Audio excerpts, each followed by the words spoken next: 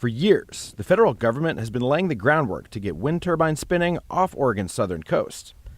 And next month, the Bureau of Ocean Energy Management, known as BOEM, is planning to hold auctions for developers to lease areas where those turbines would be built. But now, they're hitting some headwinds. The tribe has been very disappointed with the level of engagement that BOEM has provided. Rick Eichstad is an attorney representing the Confederated Tribes of Coos, Lower Umpqua, and Siuslaw Indians.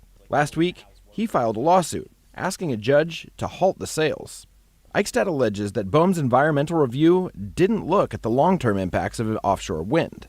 BOEM didn't analyze the future construction and operation of wind energy development on the Oregon coast. That would violate the National Environmental Policy Act, according to the lawsuit. Eichstad said the tribes have provided thousands of pages of documentation to the feds about their concerns, and they've asked BOEM to slow down the process. That's been ignored. And BOEM, frankly, has told the tribe that this is being driven by initiatives from the White House. We think that's simply unacceptable. Now, we reached out to BOEM, and they told us they don't comment on pending lawsuits. But the tribes aren't the only ones with concerns. Fishing industry groups are worried about impacts to their business. Environmental groups are concerned about the offshore ecosystem.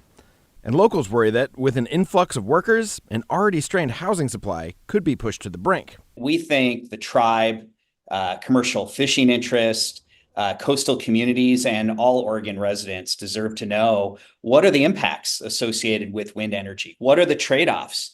What are some alternatives that could be developed to what BOEM has put on the table? And they simply did not do that.